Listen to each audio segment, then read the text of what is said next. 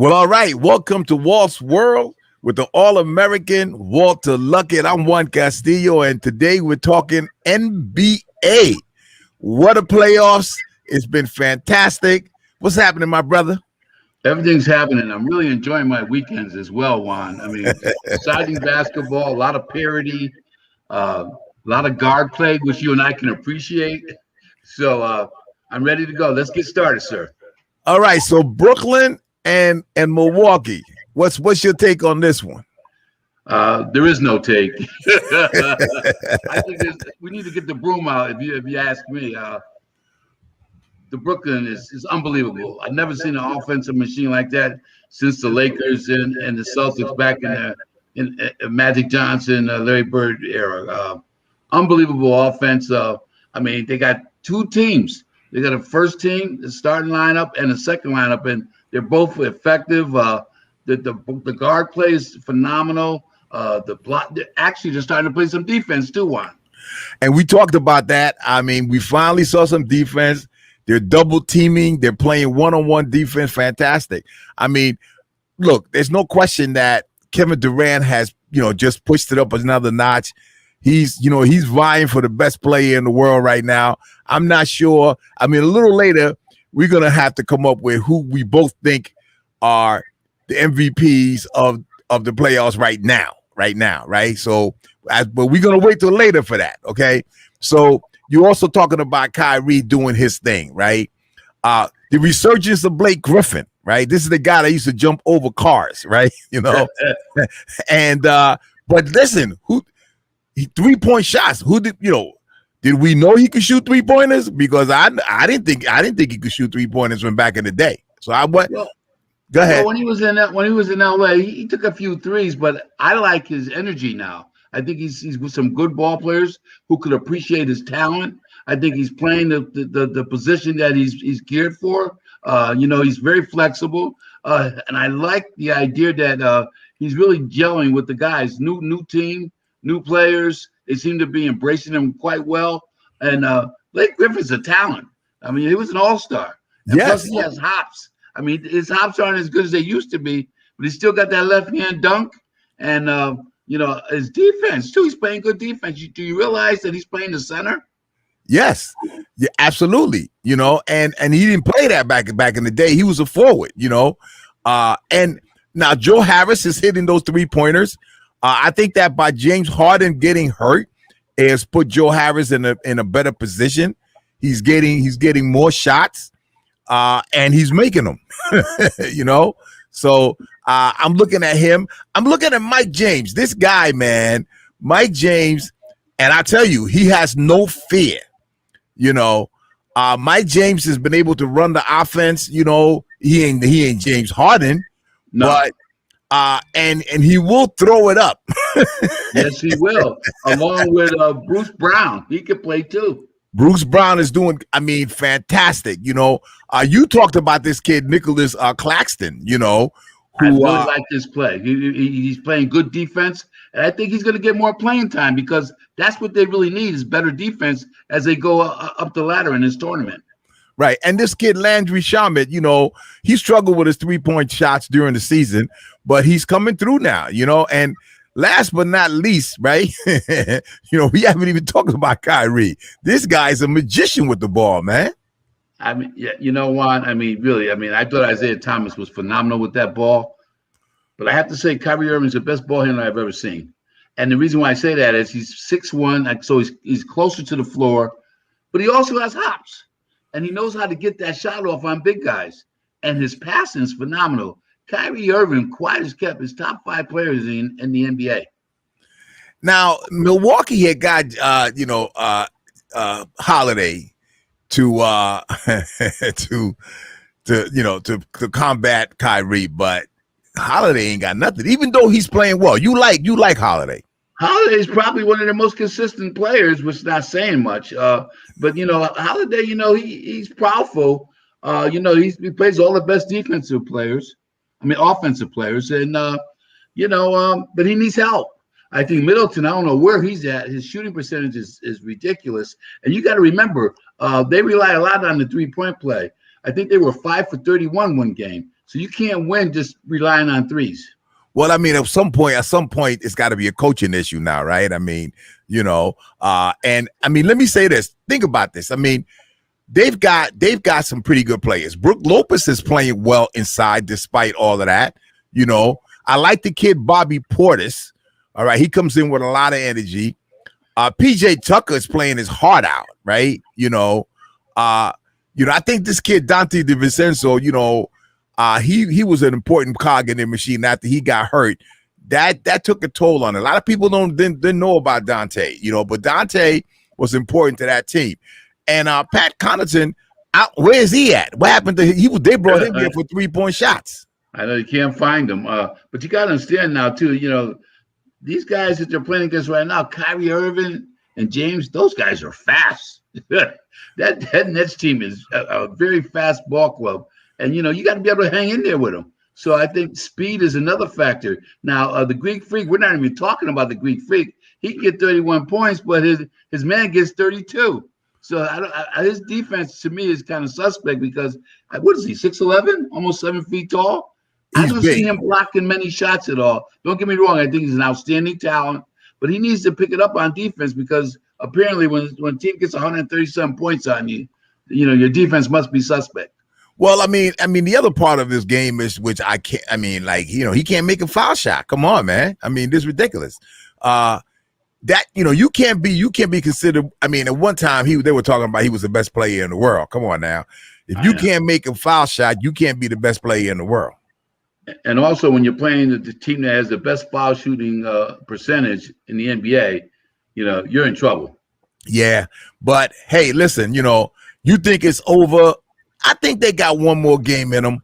They're going back to Milwaukee. We'll see what's going to happen, but it don't look good at all. If they get swept, coach got to go for sure. He might have to go now.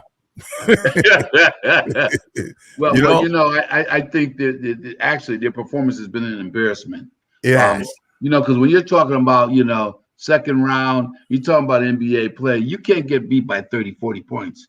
No, that's a matter of pride. You and I know, Juan, when you're out there in that basketball court, you got to give it your all. I mean, let's face it now. You got 32-year-old Blake Griffin diving on the ground diving on the floor for the ball. Milwaukee hasn't shown that energy.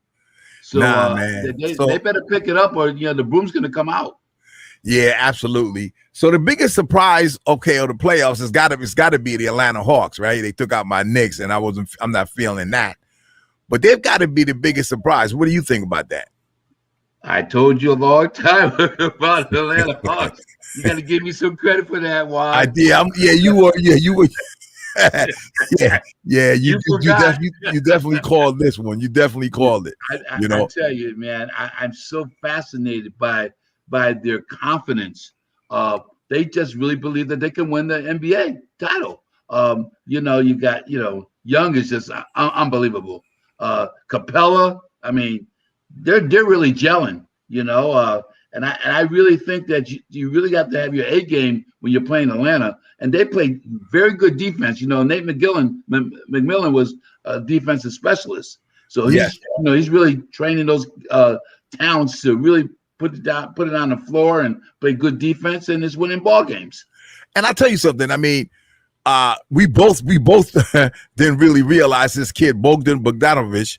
I mean, this guy can hit it from outside. Like every time he gets the ball, I think the ball is going in. I mean, and when you think it that way, you got a great player on your hands.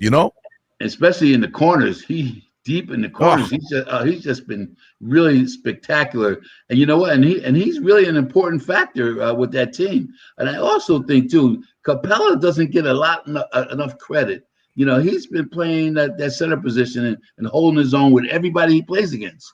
Absolutely. I think that was a big mistake with Houston because I think he found a home in Atlanta. Yeah, he did. And now, another kid that I think is now, his star, he's starting to be a little bright out there. John Collins, this guy is something else, man. I mean, wow, he has nice range, doesn't he? And he's actually a forward center, so he can play the middle too.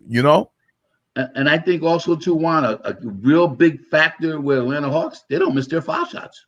No, No. And defensively, Deandre Hunter can guard anybody. I love this kid. I love him. I think that, when he's playing in the game, it seems like the defensive, intensity goes up, and I also want to mention this kid, Kevin Herter, who is another one throwing it in from three. You know what I mean? And Hunter has a nice offensive game as well. The defense is spectacular.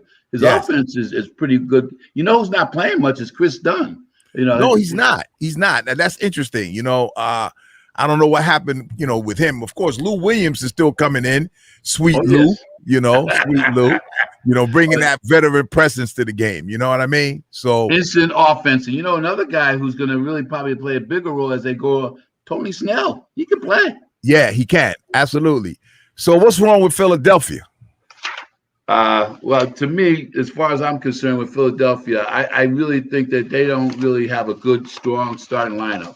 I don't think their starting five is suspect to me. But they have some great offensive players, but they just seem not to be able to be gelling. I don't see them moving without the ball as much. Obviously Joel Embiid, he's spectacular. We know that. But Danny Green seems like he's off. Believe it or not, Steph Curry is playing some good basketball. Steph Curry's playing. I mean, have you seen a Curry that couldn't shoot? He's been playing good ball, pretty consistent. I think Tobias Harris is really showing that he has some talents as well. But somehow they're not really doing well on the boards. They got to get some more rebounds, and they're always injury prone too. You never know when the big guy is going to be hurt. I don't know. They just seem to be not gelling. Now, George Hill used to be a real good defensive player, and somewhat his offense has been suspect. So I don't know. I'm not going with Philly. I'm not feeling Philly. I think that they're gonna have a tough time getting through this. They're not playing George Hill enough, I think. And then I also feel like their biggest problem is another team with the foul shots. They can't make a foul shot. Come on. You gotta go to the line and hit him in the playoffs, man. Especially when you have Dwight Howard on your team. Exactly. Because if he gets in there and you foul him, you never know. It's 50%. But I do think that Philly's gonna take a couple of draft picks, and I know Doc Rivers will pick up the team, but they've been questioning his rotation. I don't know if you was listening to Stephen A today. There was questioning Doc Rivers playing 10 men and staying with that system. There might be some validity to that. Yeah, there might be, because look, at some point you got to go 6-7, man. Now the other, one of their biggest problems is that the only guy that's really shown that he could even stay with Trey is Tyrese Maxey, the kid from Kentucky. And he shows a lot of energy. I really like his spark. He's confident, and he made some key buckets too. Absolutely. But the problem I think is when you're a superstar, who's making what 30 million a year, Ben Simmons, and he can't make a foul shot. Yeah, 30 million. That's the problem. When you got your superstar, you had to put him on the bench because you're afraid he can't score. That's a deficiency as a team. Never mind as an individual. That needs to be addressed. And Ben Simmons, he does everything but make shots. Yeah. But again, I think that the difference in this particular hookup here is the fact that they ain't got nobody for this kid, Trae Young. No one. they got no one for him. All right, let's go out west, man. Who you liking out there? You got Phoenix. You feeling Phoenix? I'm feeling Phoenix. Yes, I am. And you know why? My favorite player, believe it or not, other than Trae Young, is Booker. Devin Booker. I'm just amazed at his abilities. And his mentor was Kobe Bryant, so maybe I'm just reminiscing and seeing a clone of Kobe Bryant because he can play basketball. And he's so confident. And that's what I like to see a ball player that's confident. He shoots it from the threes, he drives, he makes his teams better, and he's just nonstop. He also moves well without the ball. He just signed for $29 million, so that's a pretty good deal. Well, I think he's earned it. And he looks like the type of player that wants to get better, Juan. And that's the kind of player that you want on your team. Yeah, and Jay Crowder, man, is really bringing some energy to this team. and hitting the 3-point shots. How about that one? Huh? Well, I think he picked his confidence up when he was playing the King, LeBron. He gave LeBron fits the last couple of games. So that might have boosted his confidence. And you're right, he's playing a key role in their success. And I like this kid, Cameron Payne. Oh my goodness. I mean, without him, because Chris Paul is hurt. We know that, right? And Cameron Payne has come in and done fantastic work. What do you think about Cameron? I tell you, he hit some nice shots. And he's got a lot of energy. He gets that team going. And that's what you need. You need somebody to come in there and immediately, get the team, build that energy, and really just go at it 100%. So he definitely really showed that energy last night. All right, so we got the clip. All right, so Phoenix is playing right now. Who they're playing the Clippers, right? The Clippers. Yeah. Okay. So let's talk about the Clippers. All right. Patrick Beverley's not around. I mean, DeMarcus Cousins is not playing at all. All right. And Paul George and Kawhi have really stepped up, especially Kawhi. Rondo is not playoff Rondo this year. I can't really, but Serge Ibaka also has not really risen to the levels that I think he should be at. You like Reggie Jackson, right? Hey, he's finding his own. I tell you, Reggie is playing some basketball, and I think he's going to be a starter from now on. Ty Lue is interesting. Ty Lue doesn't mess around. The best guy goes out there and he plays. And Ty Lue was a hell of a ball player himself. Yes. Oh, absolutely. Oh, definitely. He's a very good guard. So he's more guard orientated, and hey, he picked a good one with Reggie. Yeah, and this kid Terrence Mann is really, showing what he's about. He's an upcoming star. I really like him. You like him too, Terrence Mann. Oh yeah, definitely an excellent ball player. Now I believe he played at Kentucky. Did he? He's another Kentucky one. Yeah, he's another Kentucky player. Yeah. Again, when you come from those type of programs, you can come in and make a major impact immediately. And I always think, at that level, all your games were NBA kind of type plays. So he came in prepared, and he's fast. He really he goes and he gets the guys going, and that's what you need. I like those guards that can really come in and just really get everybody motivated to do better. And he was all over the place. Yeah, and of course, steady Marcus Morris, man, him and his brother are steady. That's they're gonna give it to you every game, no matter what. No doubt. And let's face it, the two superstars have been pretty consistent. We can't complain about their play. Well, Kawhi has taken it to the next level, hasn't he? Oh my goodness! And and we talked about the fact that how he's really winning off that 10-footer. Yes, and I think again, those guys are going closer to the basket, which I can appreciate. I've always been suspect of a team that relies totally on threes. Because if you have an off night, which I think is 30%, then when they tell me 40% is good shooting, I sometimes question that. But if you're shooting 30% or less than 30% as a team, you're going to lose some ball games. Yeah, absolutely. So now what about the Utah Jazz, brother? Well, that's a team that I find very interesting. You better have your A game. They remind me as the Celtics of the West. Excellent defense. Gilbert, Mitchell is a phenomenal talent. I didn't realize he was that good. I guess they have a market where they don't show you on TV as much, but he can play some basketball.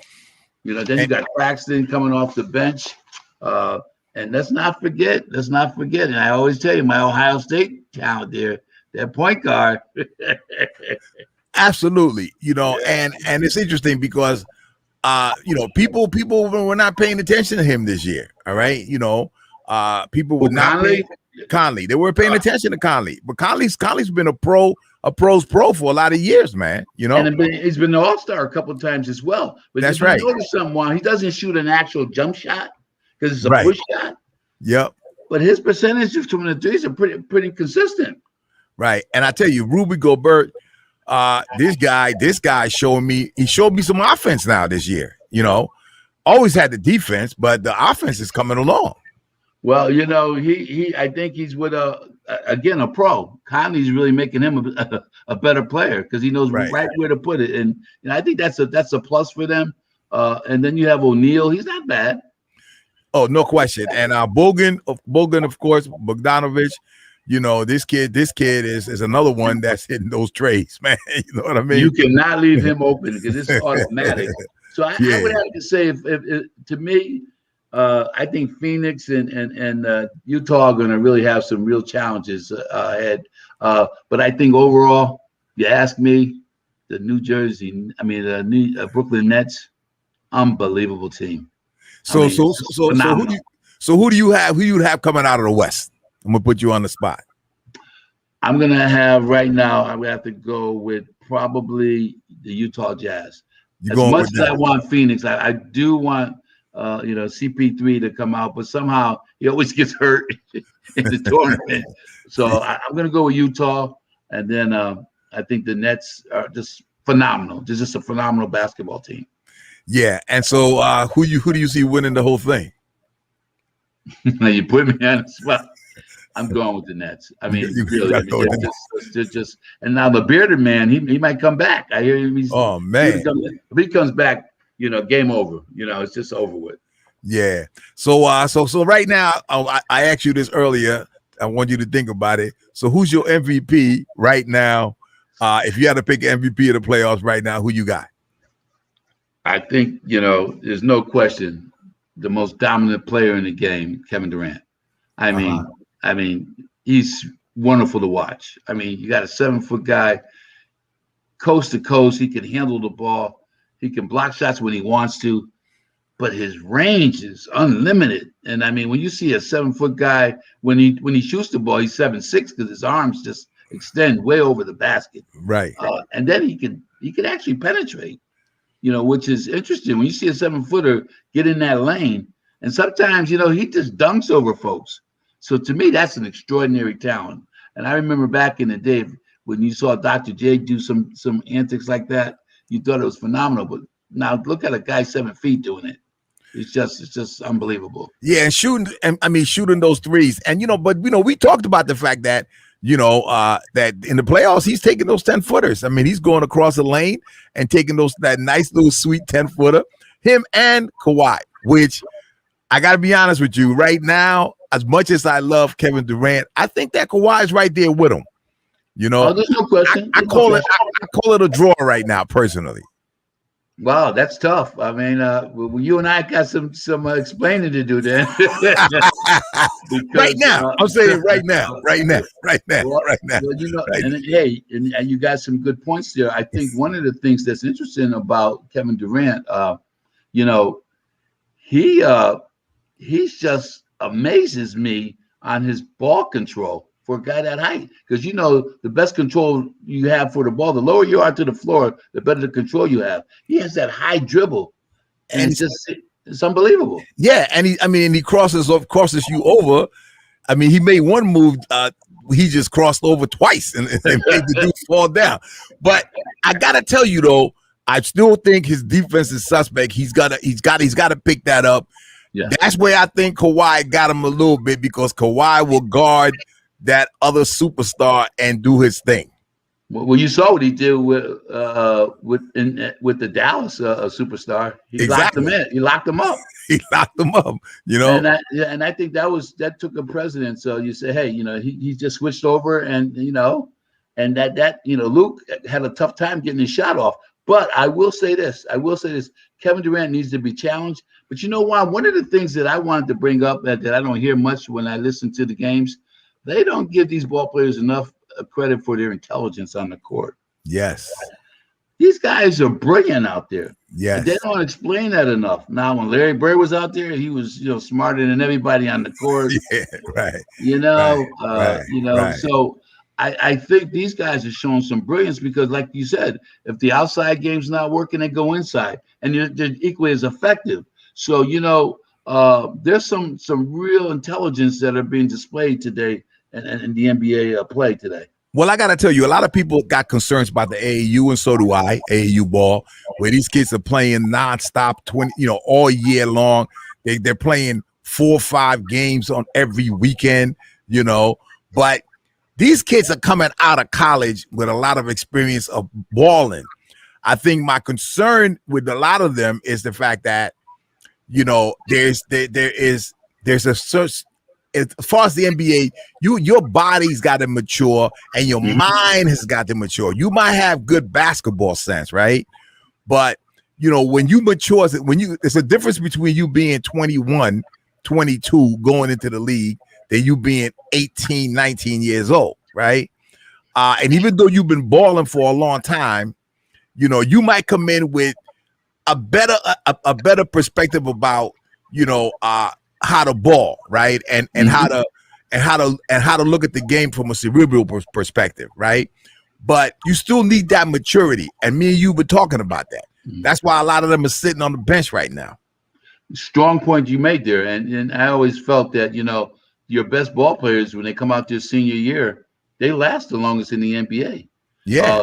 But if you're a sophomore and you come out and you're playing in the NBA, most of the time, if you're not, you know, Isaiah Thomas, you know, you're going to sit on the bench and you're going to have a mentor telling you what's going on out the court there. Now, the money might be good, but your career might be short. So you better have your education behind you, because there's a lot of guys that come out early. You don't hear about them after 3 years. Nah, and it forces them to have to go overseas. Instead, if they had that degree, they could stay right here and make that corporate cash. You know what I mean? So to your point, a lot of Europeans are going to school, getting their education, and coming back here senior. Hey, how about that Capasso guy, 30-year-old rookie? Now he's got a game. Talk about that kid, you know. He's very mature out there. You can see there's a great maturity out there, and you got to give him credit. He got that experience, and it's showing. Right. All right, bro. Well, listen, man. Again, it's been a pleasure talking NBA with you. We're gonna continue to have these conversations. We're gonna see what's happening on during the week, and then we'll come back this weekend. All right. Sounds great to me. My brother, Juan Castillo with the All-American Walter Luckett right here on Walt's World.